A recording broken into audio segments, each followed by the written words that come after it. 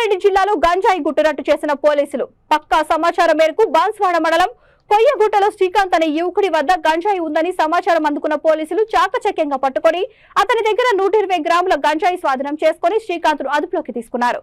ఎక్కడి నుంచి తెచ్చావని శ్రీకాంత్ ని పోలీసులు విచారించగా బోధన్ రక్కసిపేటలో ఉండే రషీద్ కొడలైన నస్రీన్ మహిళ దగ్గర తీసుకొని వచ్చానని చెప్పాడు.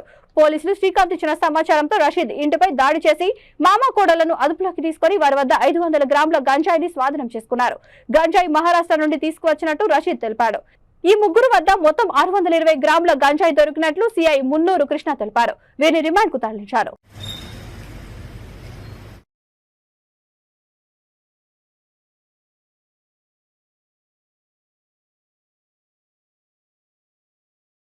పిలిచేసి పిలిస్తే అయిపోతుంది. అదే నేనే ఇప్పుడు 30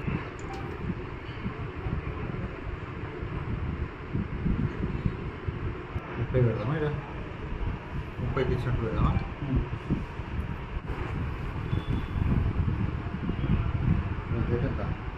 కేసు బాగా తీసుకుని ఫైనాన్సెస్ వస్తుంది. నిజ రాశిగా మళ్ళీ ఒకసారి సంతకం పెట్టు. ఈ డేట్ మారింది డోర్ కొట్టి పారిపోయిన ఎందుకు అడిగితే ఇప్పుడు లాస్ట్ దీని మీద వస్తుంది. బాన్స్వాడ టౌన్ పిఎస్లో ఎన్డీపీఎస్ యాక్ట్ కేసు మీద ముగ్గురిని అరెస్ట్ చేసి రిమాండ్కి తరలించడం జరిగింది. ఇందులో ముఖ్యంగా మనకు నమ్మదగిన సమాచారం మేరకు ఒక వ్యక్తి పిఆర్ గార్డెన్ కోయగుట్ట దగ్గర గాంజా కన్జ్యూమ్ చేస్తున్న ఇన్ఫర్మేషన్తో ఇమీడియట్గా అక్కడికి వెళ్ళి అతన్ని పట్టుకోవడం జరిగింది. అతని పేరు విచారించగా శ్రీమల శ్రీకాంత్ అని బాన్స్వాడకు చెందిన వ్యక్తిగా చెప్పడం జరిగింది. అతని దగ్గర మనకు ఒక 120 గ్రాముల గాంజా దొరకడం జరిగింది. అది అతను కన్జ్యూమ్ కోసం తీసుకొచ్చానని చెప్పాడు.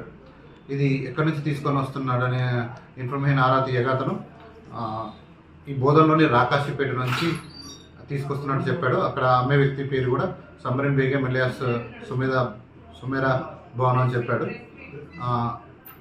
అతను ఆమె ఇల్లు కూడా చూపిస్తాను మనకు చెప్పడంతో అతను తీసుకొని బోధన వెళ్ళడం జరిగింది. అక్కడ రాకాశిపేటలో ఆమె ఇల్లు చూపించేటప్పుడు ఇంట్లోనే ఉండడం జరిగింది.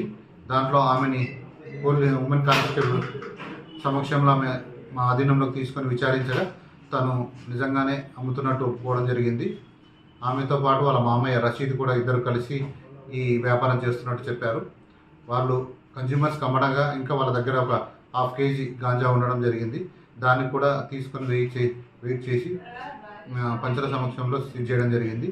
తర్వాత వాళ్ళ మామయ్య రషీద్ని కూడా ఎంక్వైరీ చేయగా అతను మహారాష్ట్రలోని నైగావ్ నుంచి ఈ గాంజా తీసుకున్నట్టు చెప్పాడు. అది ఫర్దర్గా ఎవరి దగ్గర నుంచి తీసుకొస్తున్నాడు అనేది కూడా ఎంక్వైరీ జరుగుతుంది. ఈ ముగ్గురిని కూడా అరెస్ట్ చేసి రిమాండ్కి తరలించడం జరిగింది.